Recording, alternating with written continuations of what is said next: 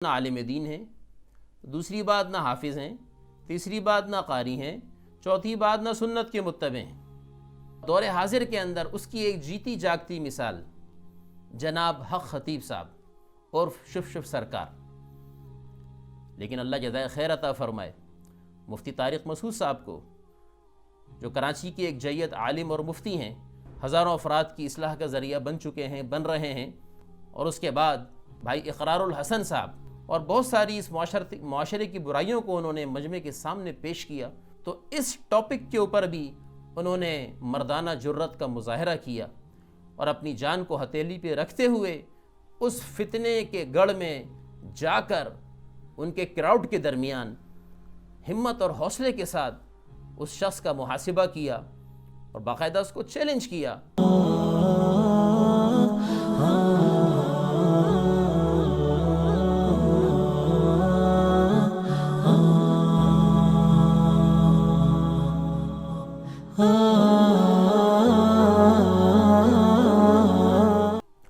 بسم اللہ الرحمن الرحیم۔ قال رسول اللہ صلی اللہ علیہ وسلم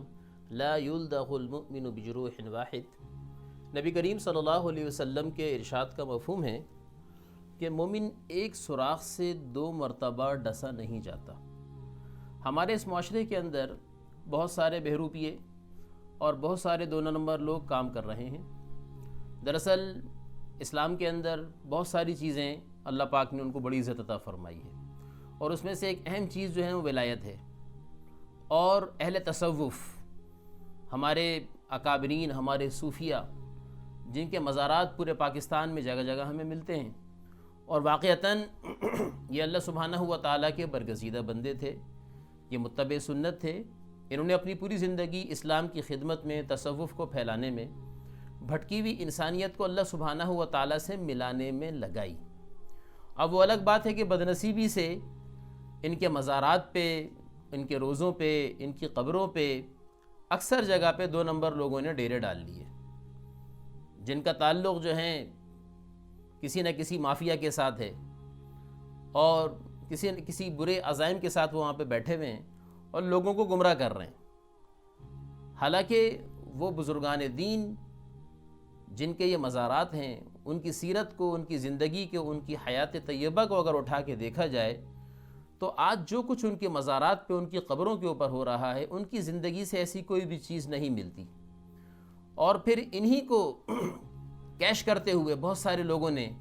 عوام الناس کو، جو کہ عام طور پہ دین علم سے لا علم ہوا کرتے ہیں اور ان کو بیسکس اسلام کی نہیں پتہ ہوتی، ایسے 2 نمبر اور بہروپیے لوگوں کو بیوقوف بناتے ہیں۔ اور دور حاضر کے اندر اس کی ایک جیتی جاگتی مثال جناب حق خطیب صاحب اور شف سرکار، یہ ایک صاحب ہیں جو کہ پنجاب کے علاقے کے اندر،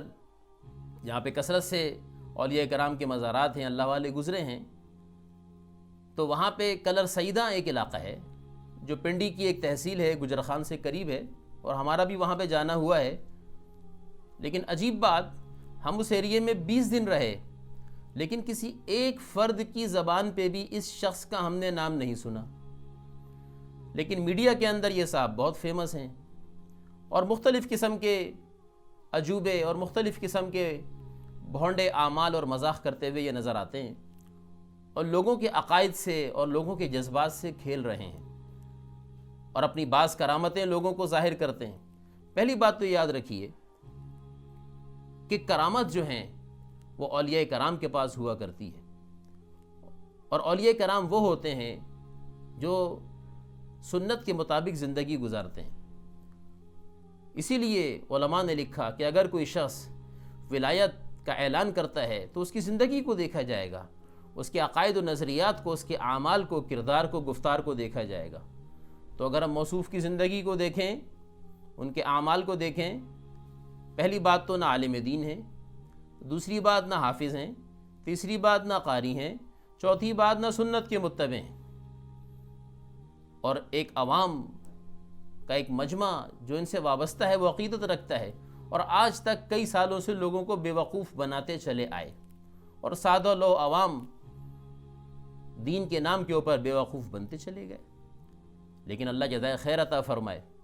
مفتی طارق مسعود صاحب کو، جو کراچی کے ایک جید عالم اور مفتی ہیں، اور اللہ سبحانہ و تعالی میڈیا کی دنیا میں ان سے بہت بڑا کام لے رہے ہیں،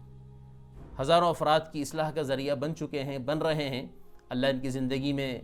برکتیں نازل فرمائے اور ہر قسم کے شرور و فتن سے ان کو محفوظ فرمائے۔ انہوں نے اس فتنے کو چاک کیا اور لوگوں کو بتایا کہ یہ ایک فتنہ ہے اور یہ ایک ایمان کی آزمائش ہے، اور یہ شخص ایک بہروپیہ ہے، یہ نہ کوئی ولی ہے، نہ اس کے پاس کوئی کرامت ہے، بس یہ اپنے منتروں کے ذریعے اور اپنی جال سازیوں کے ذریعے سادہ لو عوام کو بیوقوف بناتا ہے۔ اور اس کے بعد ہمارے دوسرے ایک بھائی، ہمارے میڈیا پرسن بھائی اقرار الحسن صاحب، وہ میدان کے اندر اترے، اور جیسے آج سے پہلے وہ سینکڑوں مارکے کامیابی کے ساتھ طے کر چکے، اور بہت ساری اس معاشرے کی برائیوں کو انہوں نے مجمع کے سامنے پیش کیا اور لوگوں کی آنکھیں کھولیں، تو اس ٹاپک کے اوپر بھی انہوں نے مردانہ جرت کا مظاہرہ کیا، اور اپنی جان کو ہتھیلی پہ رکھتے ہوئے اس فتنے کے گڑھ میں جا کر ان کے کراؤڈ کے درمیان ہمت اور حوصلے کے ساتھ اس شخص کا محاسبہ کیا اور باقاعدہ اس کو چیلنج کیا، اور کافی دیر تک ہم نے بھی دیکھا کہ وہ کوشش کرتے رہے، کوئی وظیفہ بتا دے، کوئی دعا بتا دے، کوئی عمل بتا دے، لیکن ان کے پاس اس کا کوئی جواب نہیں تھا۔ اور آخر میں جیسے ہارنے والے کیا کرتے ہیں، شور شرابہ دنگا فساد، اور یہ کر کے وہ اپنی جان بچا کے بھاگنے میں کامیاب ہوئے۔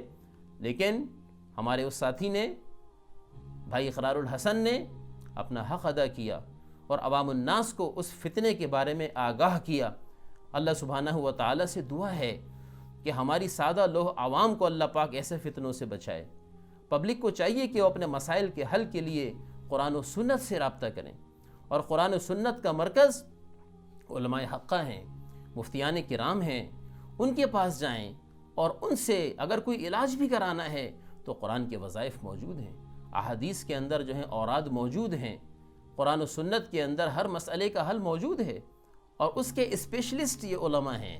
یہ مفتیان کرام ہیں، یہ اہل اللہ ہیں، جو آج بھی ہر مقام کے اوپر الحمدللہ کہیں نہ کہیں موجود ہیں۔ تھوڑا سا سرچ کرنے کی ضرورت ہے،